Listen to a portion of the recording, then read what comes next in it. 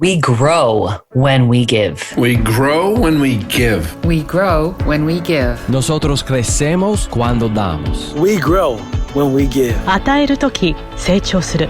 We grow when we give. Welcome to R.O.G, Return on Generosity, a podcast celebrating generosity at work. Not financial giving, giving valuable time, alternative perspectives, and genuine collaboration. Our special guest today is Susan Packard, who's the co-founder of Scripps Networks Interactive, SNI, which is where HGTV was born. She was HGTV's second employee and the former chief operating officer. She helped to build SNI to a market value of over $15 billion. She served and started her media career in positions at HBO and helped to start CNBC and SMNBC. She's the author of 3 books. The first is New Rules of the Game, written to help women to navigate and lead in the workplace. The second is Fully Human, offering a new framework for growing one's emotional intelligence to a new level. And the third, released in June 2022, is called The Little Book of College Sobriety, which grew out of a time spent with courageous college students in recovery from substance misuse. She generously serves on several boards and organizations. And what I appreciate most about you, Susan, is your generosity of spirit. Welcome to R.O.G. Thank you, Shannon. I'm delighted to be here. It's great to be with you, and I'm so thankful to Rob Stoddard for reconnecting us. Thank you, Rob. Yes, thank you, Rob. And I'm positive we've met many times over the years in the cable telecommunications industry. But what I'd love for us to start with is a little bit of your background. Sure. I was born and raised in a suburb of Detroit. I grew up on a street with all my Italian relatives. My grandparents were 2 doors down. Amazing. I'm half Greek, half Italian. And it was a lot of fun growing up that way, even though, the family police were always around. So if we threw parties, we got busted by them. So we learned not to do that, or just to be a little bit more clever about how we did it. But anyway, growing up that way, it was just, it was just a lovely way to grow up with family all around me. Oh, it sounds amazing. And you currently live where? Where are you located now? Currently live in Tennessee, and almost half the year we come up to Michigan, which is where I am right now. And we're on a little lake up in Michigan for 5 months. Sounds like heaven. It is. Yes. And, at the height of your career, here you are, the chief operating officer of HGTV, which I know all of our listeners are fans. It's such an incredible program. So you left and decided to just completely switch careers. So some said, gosh, that's so brave. And some said, what are you thinking? But what caused you to make that kind of a significant change? Yes. 2 things. The first that happened was, at this point, HGTV, I mean, we are on top of the world. We are breaking records for growth and ratings, and people really are gravitating to what we're offering as a programming brand. So everything's going great. I get this book from someone in talent sourcing, which is a book by David White, who is an Irish poet. And the book is called The Heart Aroused: Poetry and Preservation of the Soul in Corporate America. And he is a poet, but he also did consulting in the corporate world. And a lot of what he said, a lot of his observations really resonated with me. So there was this book that I didn't know what to do with, but I knew that it was speaking to me in some way. And then the second thing that happened, and the really seismic jolt that happened, was I lost my mom and my sister and my dad in a matter of 4 years when I was there in my 40s. And so I took a leave after my sister died. And in the quiet of grief, um, something else started to emerge within me that was sort of guiding me to do other work. And you talk about generosity of spirit, and I don't know how to describe what this was other than um, I just felt called to do work other than corporate build. I've been building programming brands for my whole decades, Mm-hmm. and it just felt like I needed a complete change and to do other things that were supportive of other people in a way that was more concrete to me. Mm-hmm. Yeah.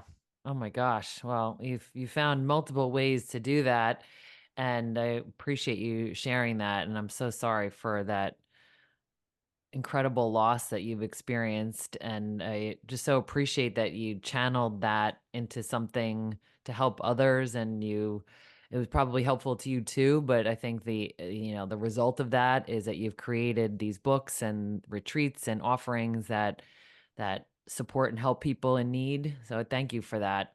Mm, no, it's I huge. know one of the things that you've done, writing books, and we're going to talk more about that too. And you speak and you facilitate retreats.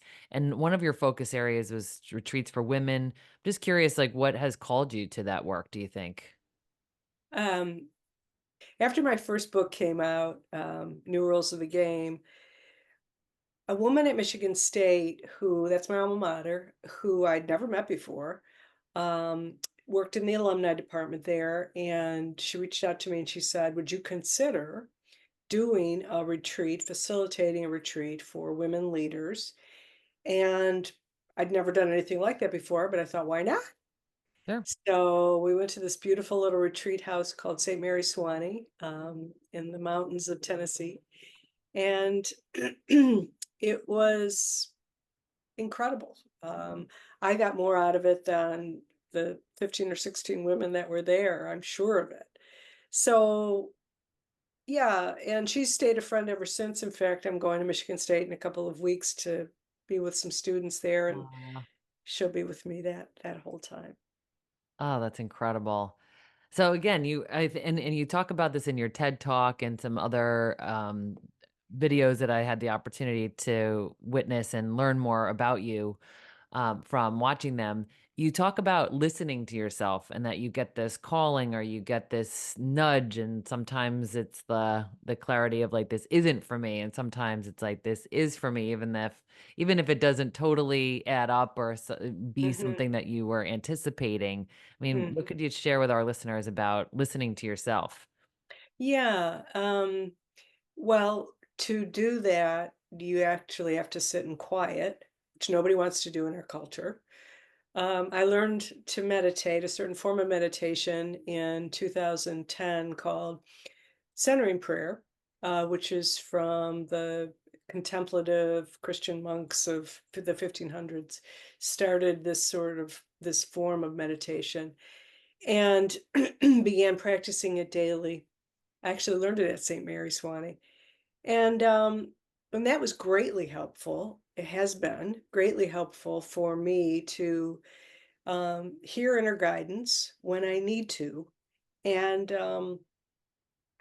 it's a practice of quieting your mind and quieting yourself so that um, you might hear that guidance. And so, you know, we do it all the time. We just don't realize it. We don't have to go through this, 20 minutes of meditation, but something may not resonate. We may be in a job. So my job, for example, at NBC, while I loved building a new cable programming brand, um, the leadership there didn't, I could not connect with leadership there.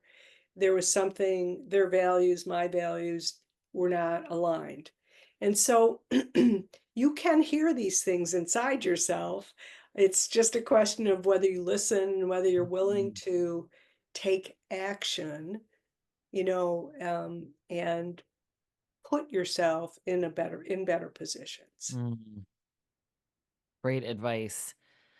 So when you talk a lot about how at work we use our left brains Mm. 90% of the time, and we need to light up our right brain, which is our source of compassion and connection and generosity and empathy. So, like, why do you think that happens, and how can we light up our right brains?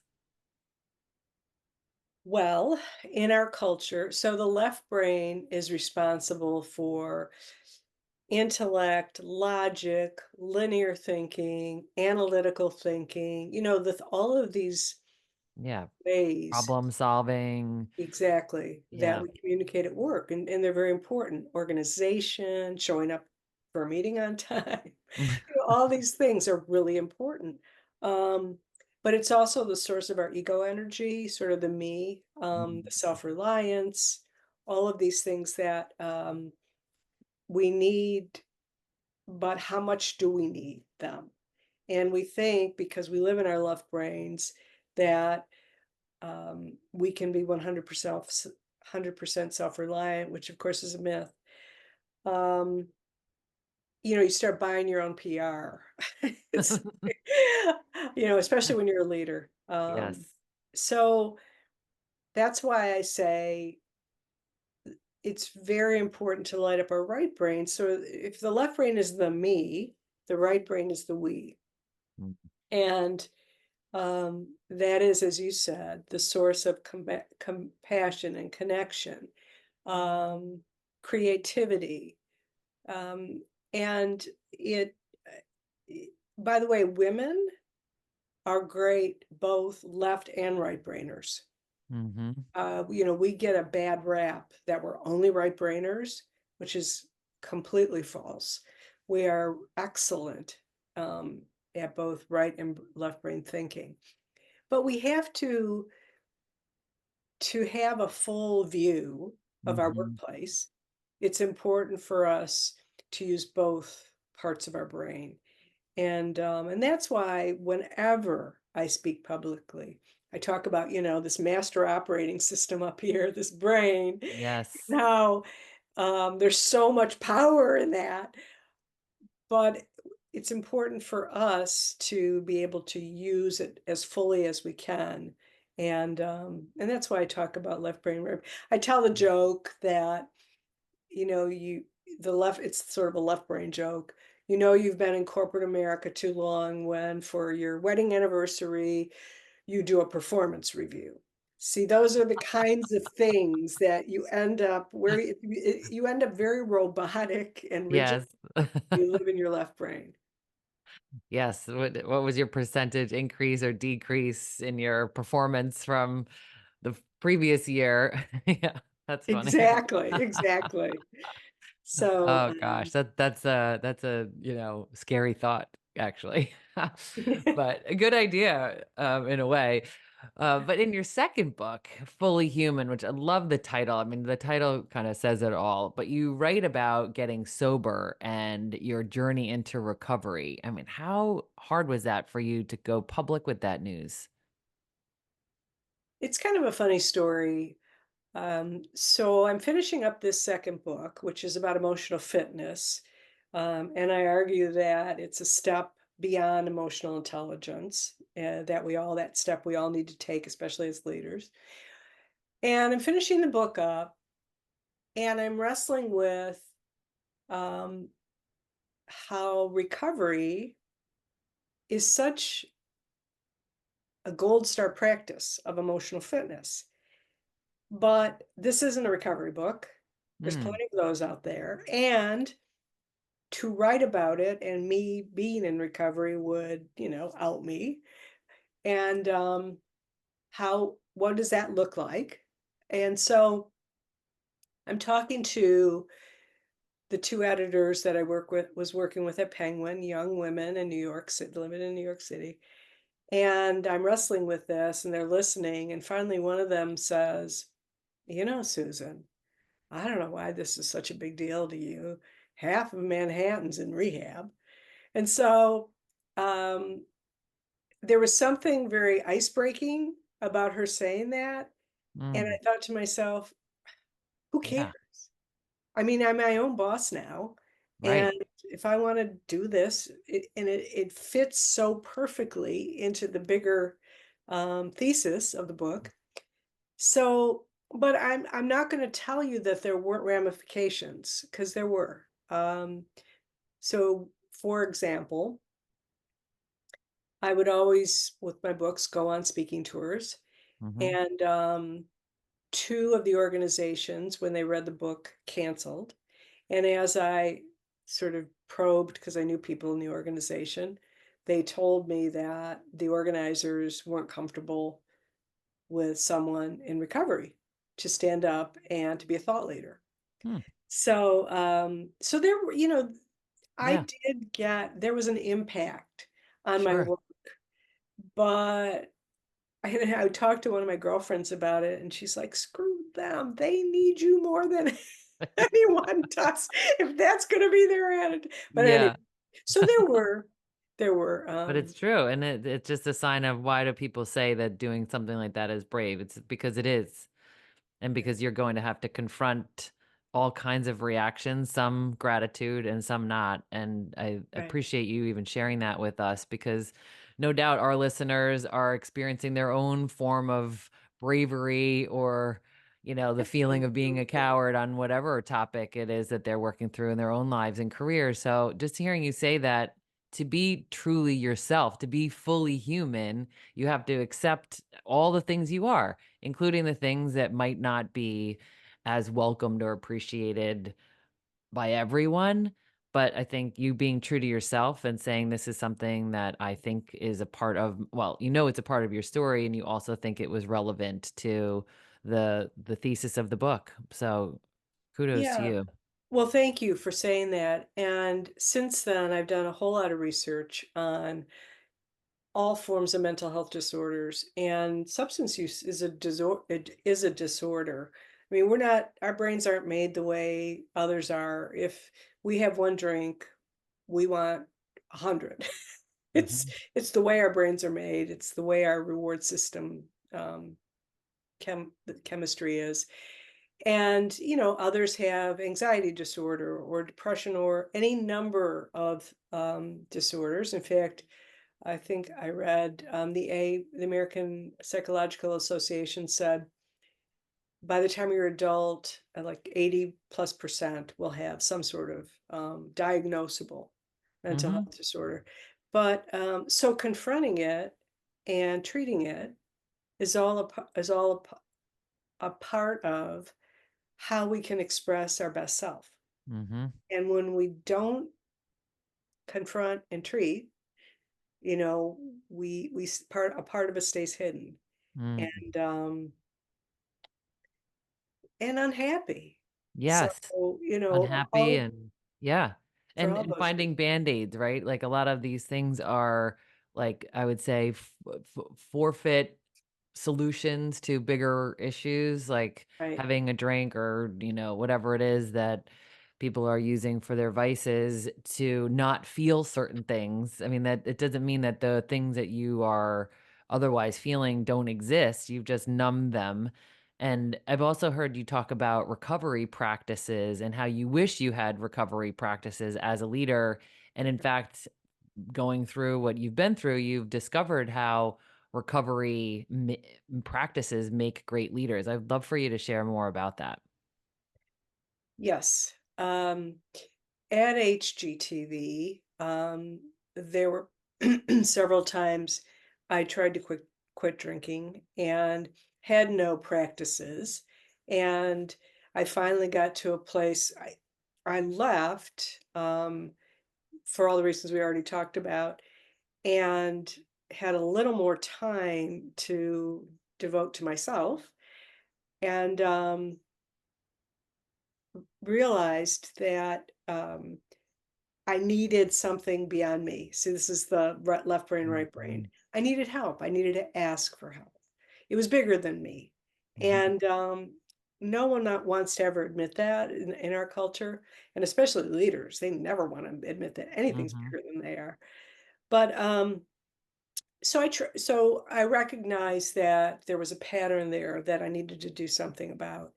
And I was never a daytime drinker. I had no DUIs. I really had no consequences other than every night reaching for a bottle of wine and having several glasses of it before I went to bed as a habit. And I didn't like that it was this habit. Mm-hmm. So yeah, why do I feel that those in recovery are great leaders? Um, most of the people I've worked for have have been brilliant, um, skilled, but many have little heart, and many stay strangers to themselves their whole lives. Mm. Um, so there's professional mastery, which you get to leadership, and arguably you have some professional mastery, and there's personal mastery. And my argument is, as a great leader, you need both. And personal mastery is what's missing. Um, how many people have you ever worked for who, when they get stressed out, they lash out in rage and anger? Um, Mm-hmm. that's just one small example. But so personal mastery is accountability to oneself, accountability. So my accountability to me, managing me and my growth, and accountability to others and managing and working with them on their growth, and purpose-driven goals. It's really emotional fitness. Mm-hmm. It's really the Yeah. 3 steps of emotional fitness. Um, and but personal mastery, which includes this accountability to self, are things like, if you make a mistake, admit it. Um, if you do something that makes somebody upset and you're in the wrong, apologize. I mean, these are just human, but in workplaces, there's so much defensiveness and so much pride and so much ego. Um, it's humility, really. Yeah. Personal mastery is all about humility and supporting other people and having purpose other than yourself. Mm.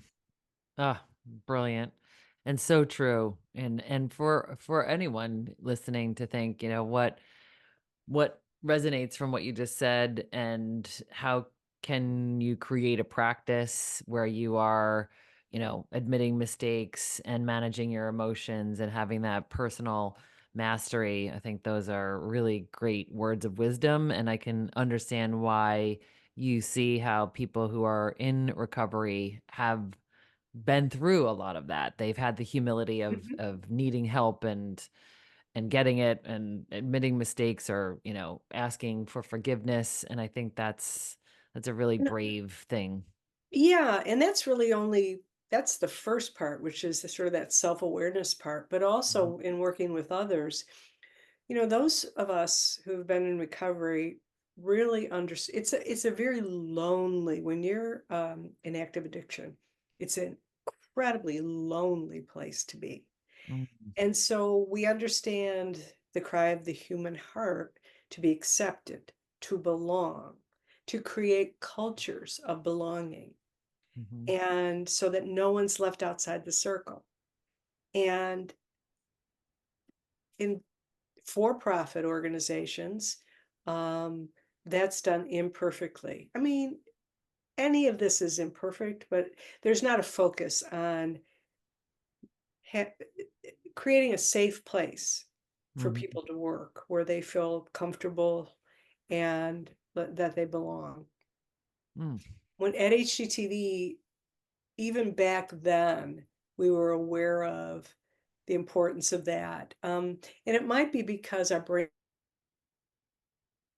to do everything we could to reflect that in our culture.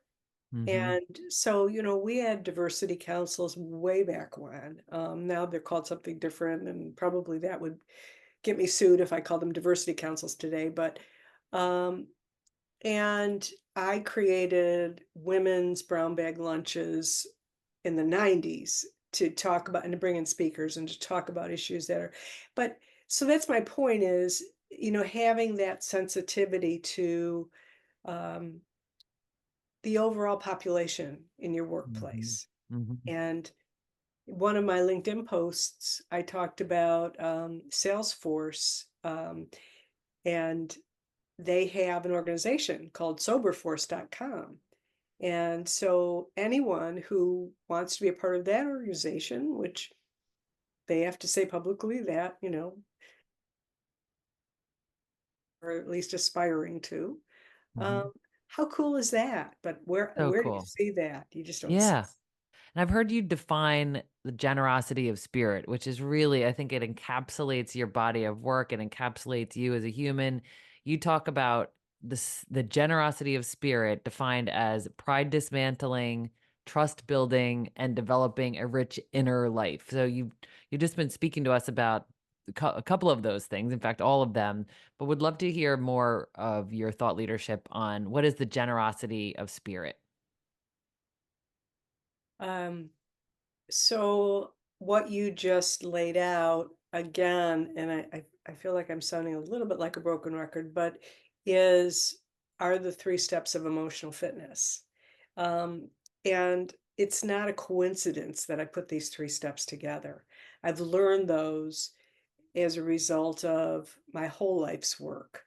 And, this idea of pride dismantling is absolutely critical. And, I still have to work on that. Yeah. You know, I, I spoke to 1,000 women a few months ago in Rhode Island, and I must have changed what I was going to wear 1,000 times. Like who cares? But so I still have to work on these things, but at least now I'm aware and I'm much better than where I was. Um, Mhm. pride dismantling, a lot of that is who do you hang with as well.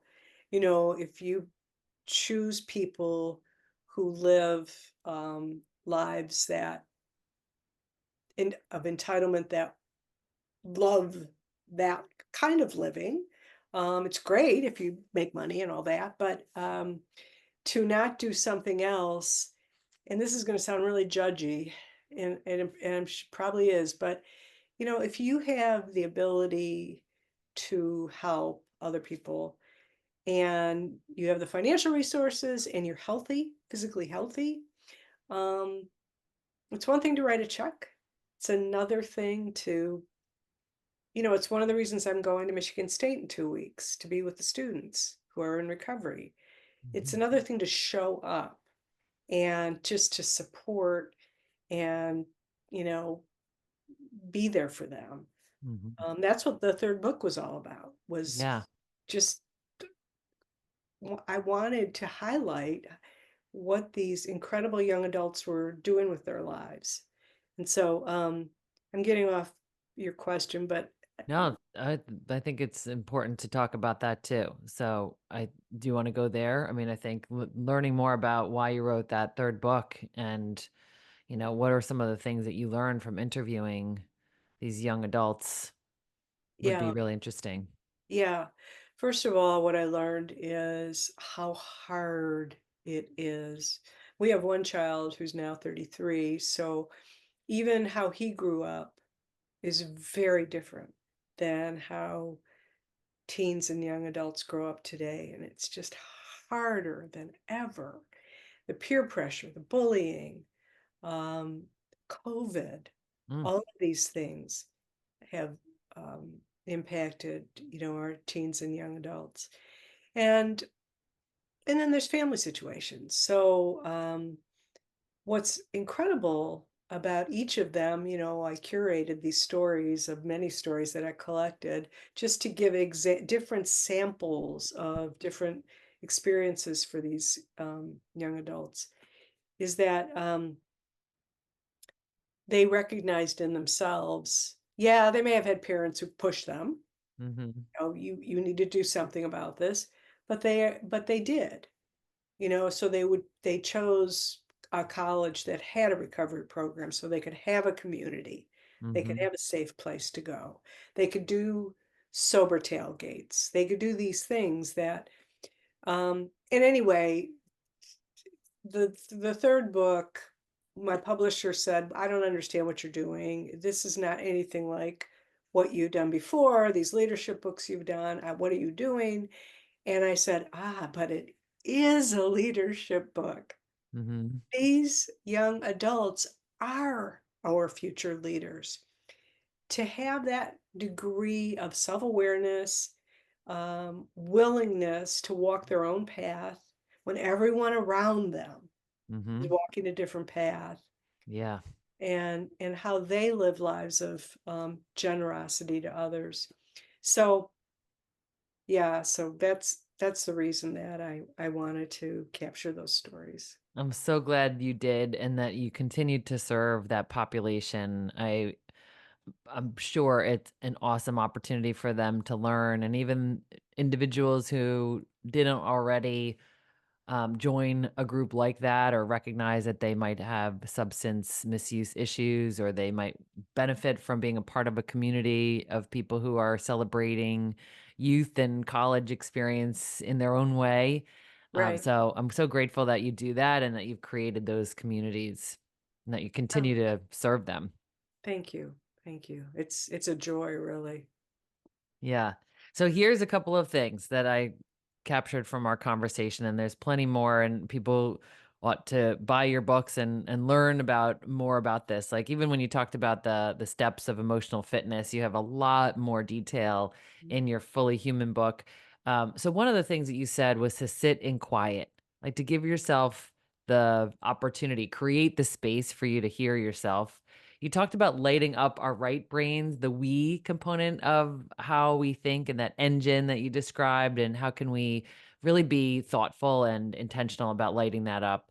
Get emotionally fit, and I think for each of us, we should ask ourselves, how emotionally fit are we? And you have a quiz on your website, and the link will be in the show notes for people to do their own self-evaluation on what's working and what could be improved. You talked about the recovery practice and what might that be in your own life. Ask for help. I don't know about you, but that's something that I'm terrible at. So how can we give ourselves a nudge to just ask for help in whatever ways we need help? And then you talked about how great leaders have both personal and professional mastery. So we need that balance of both if we're going to truly be masterful in our lives. Is there anything else that you wanted to add to that, Susan? Because I know that if it were me listening and you hear someone say, light up your right brain, I would want to know, how do I do that? Mm-hmm. And there are lots of ways to do it. Meditation, mindfulness practices are two. Nature, taking walks is another, but without headphones and without a phone. Music, art. Einstein listened to music before he worked on his equations, very left brain, but also lit up his right brain. There are a lot, I just wanted to make sure. Laughter. There are Yes, lots of ways. gratitude, right? Yes, Gratitude absolutely. practices, yeah. And meditation, you already talked about that one. Yeah, I think that really, thank you. I agree with you. I'm a like, what do I do? Give me Yeah, give me some tools. yeah. Well, thank you for being you and for sharing your story and equipping us with some tools and inspiration. I'm so deeply grateful. Well, thank you, Shannon. This is a wonderful podcast, and I'm grateful you do it. So thank you.